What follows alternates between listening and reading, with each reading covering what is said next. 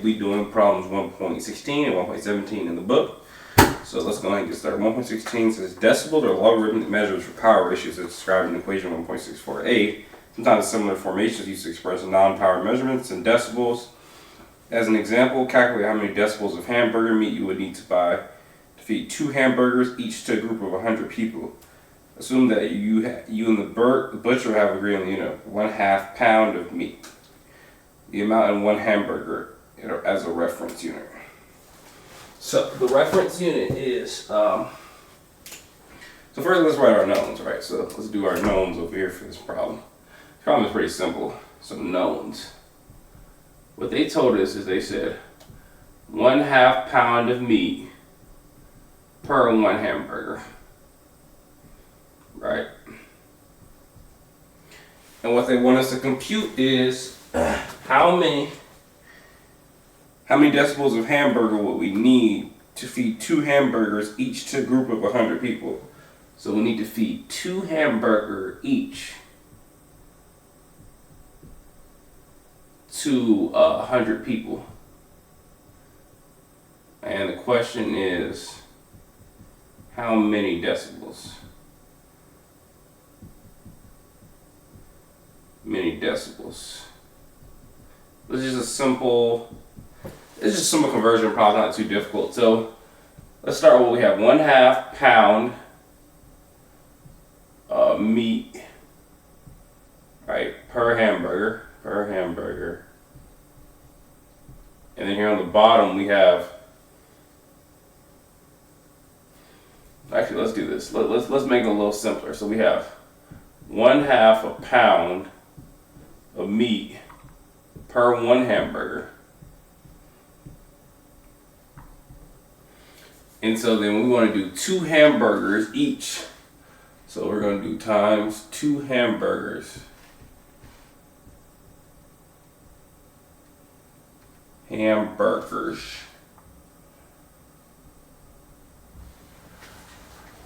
Who hamburger? Each.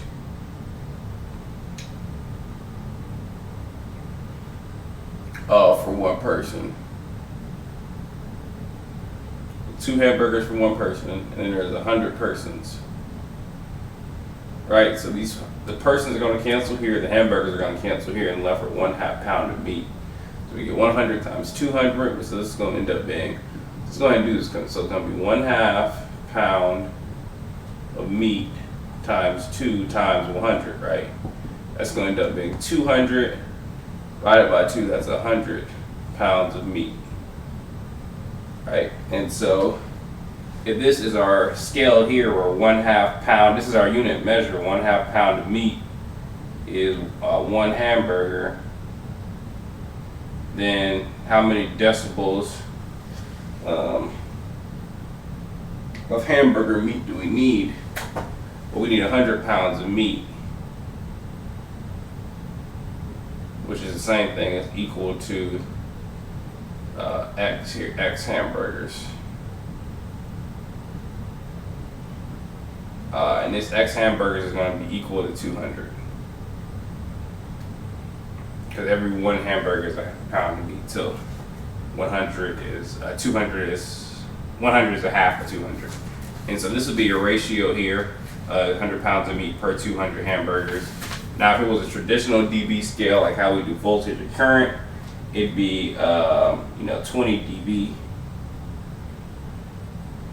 Not 20 dB. If we're talking about the meat here, the meat would be it would be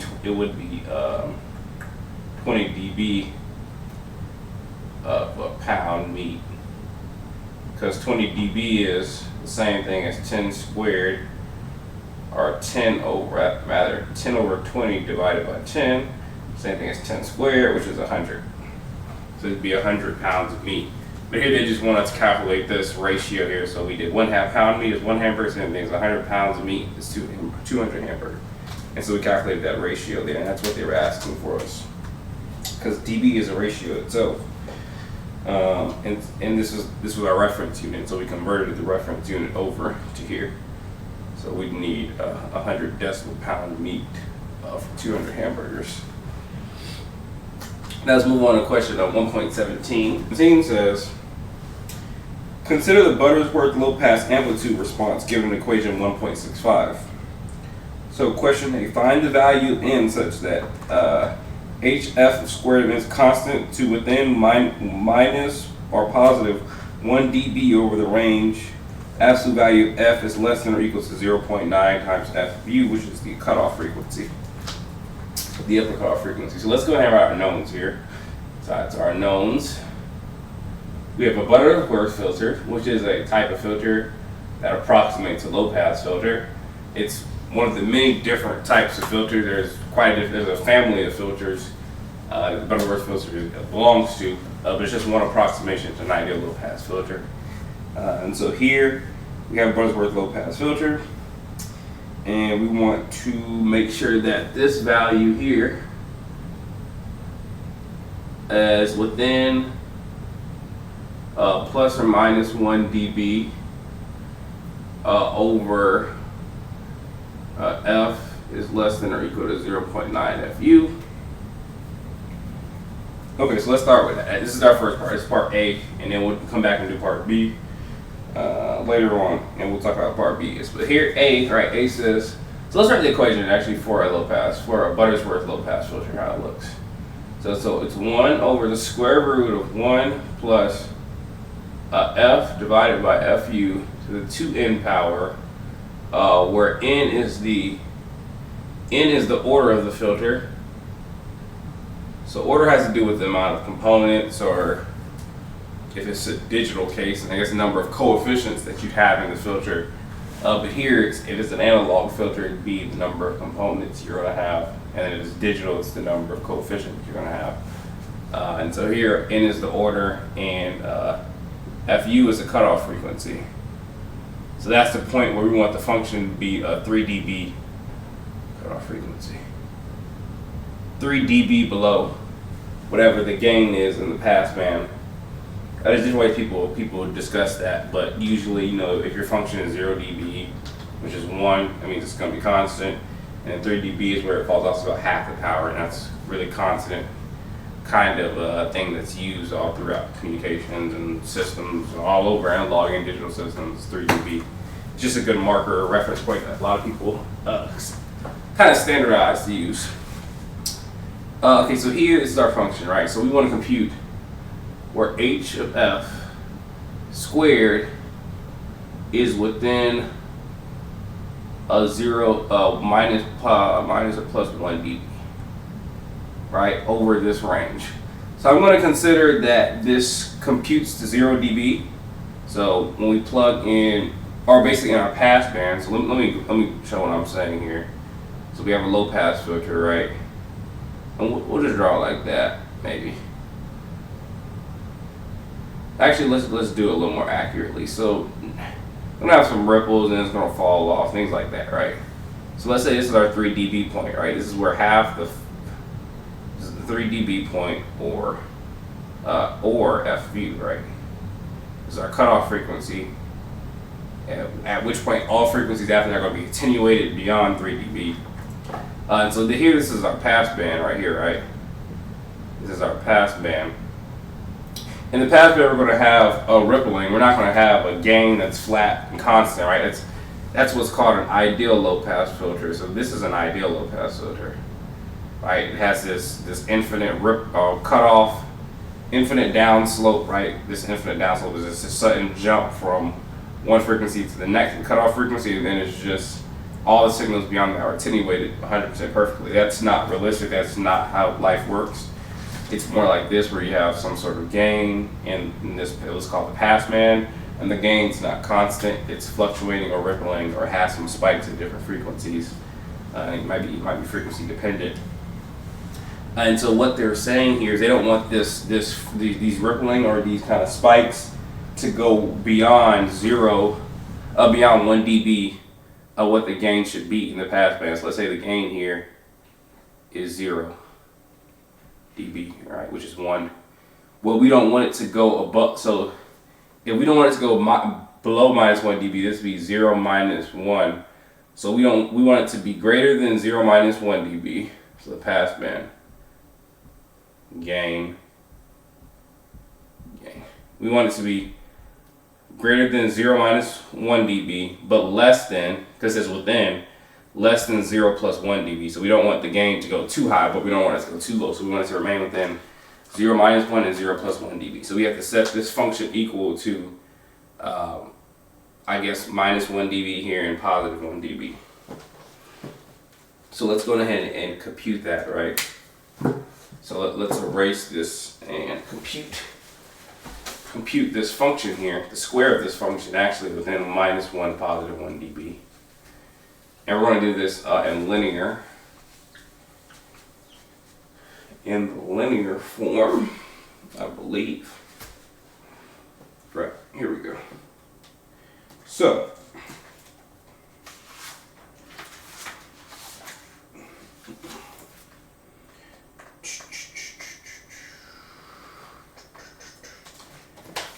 alright, so h of f here.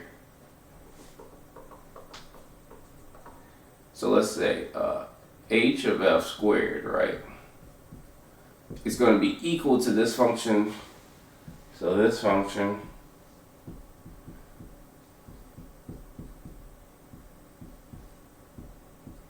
squared, right?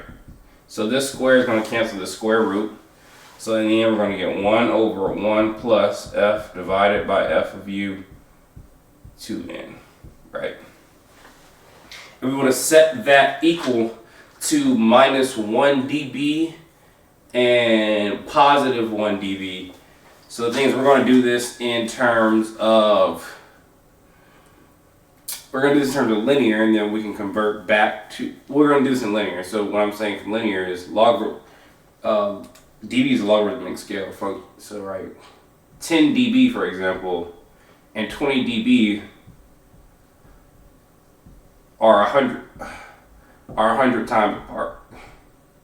But you'd be like, well, actually no, 20 dB is 10 away from 20, right? So 20 dB is 10 away from 20 because 10 plus 10 is 20. Well, no, this is a logarithmic scale. So every time you go up 10 dB, you go up 100 times the amount, not 10 times the amount. So you have to be careful of that here.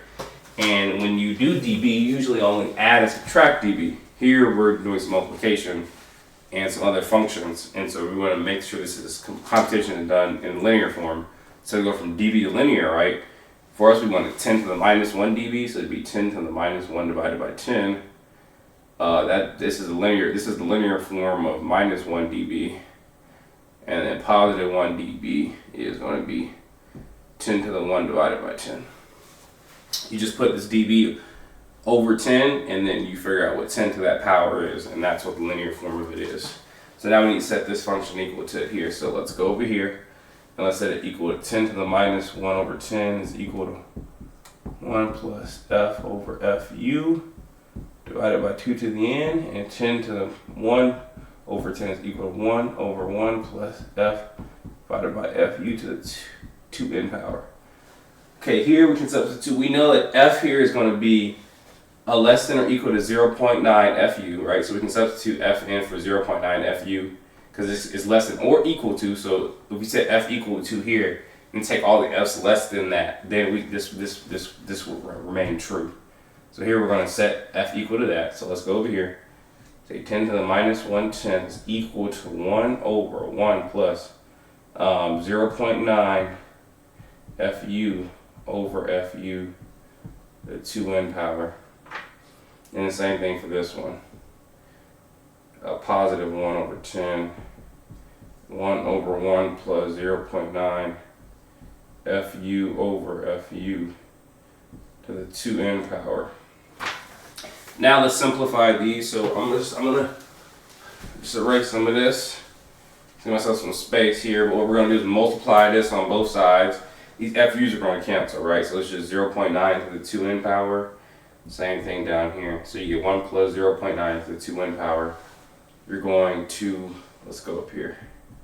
I'm just going to work with this function, and then whatever other one is, it'll be the same thing, just with the signs flipped. You'll notice that. So this turns into 1 over 1 plus 0.9 to the 2n power, right? Okay, where do we go from there? Well, we're trying to solve for in here. We're trying to find the order of the filter, right? The number of components or the number of coefficients if it's a digital filter. And so here, we need to obviously subtract this on this side. We need to isolate n by itself. So this and then we divide this on that side. So then this turns into 10 is equal 1 over 10th, right? We subtract 1, there's a 1 here, we're going to subtract 1 on that side. So then we have 0.9, 2n, 1 over 10 to the minus 1/10 minus 1. We're going to take a log of this to get the 2n down. This is going to be log of 0.9 times 2n, and then times the log of 1 over 10 to the minus 1/10 minus 1. Then we're going to divide this logs and divide by 2. So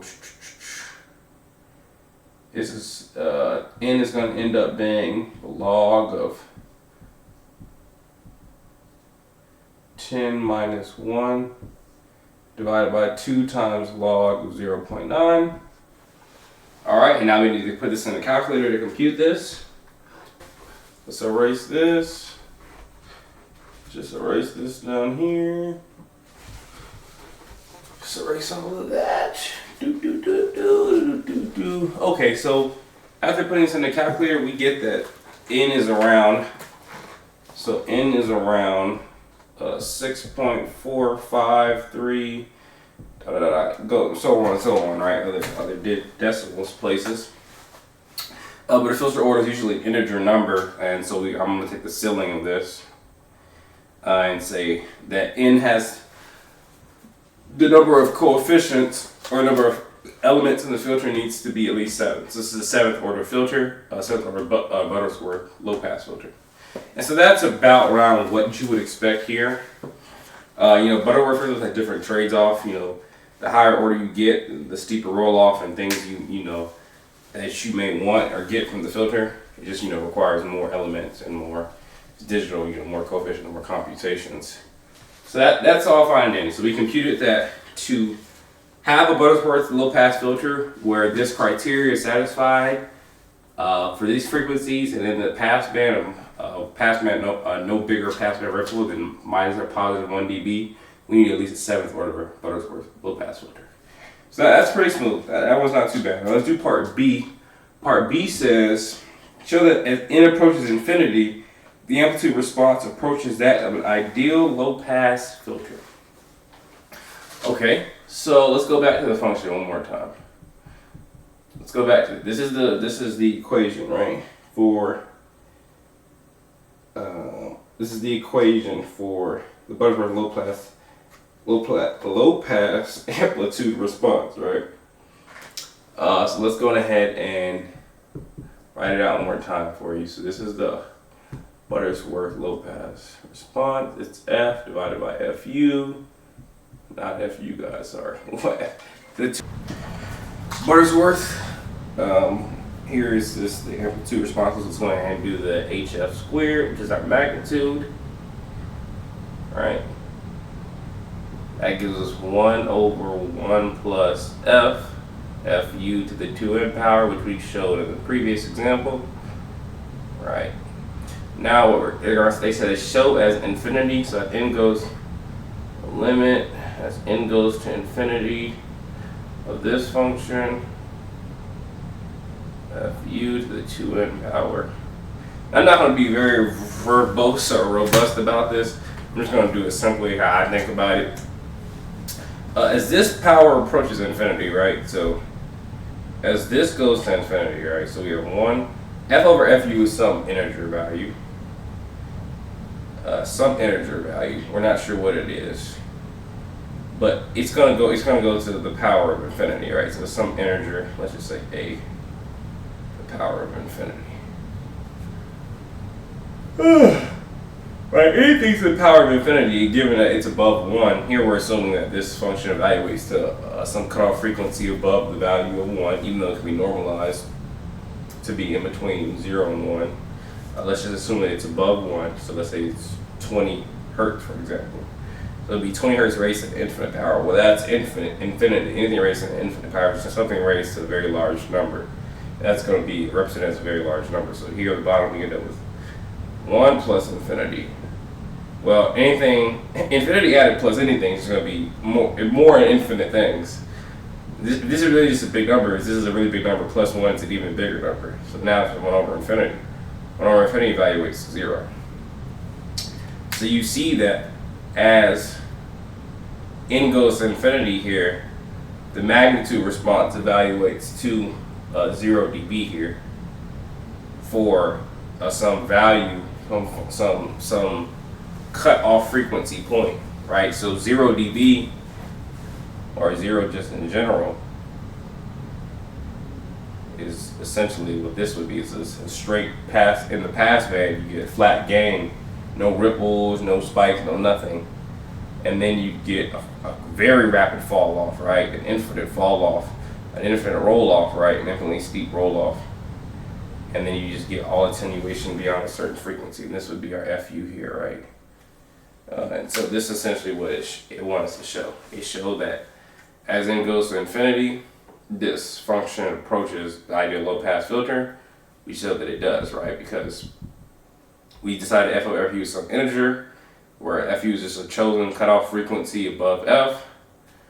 And we're raising this to some infinite power. We're basically the limit as n goes to infinity, right? So as the order of the filter grows larger and larger and larger, that's why higher order filters get better pass band response and better ripple, but it's at the expense of more complexity, more components. If it's analog, more coefficients, more computing. It's digital filter, and so more is not always better. But sometimes, if you need a very stringent filter, this is what you're going to be using some high order. You're going to need to use some level of high order, just depending on what you have.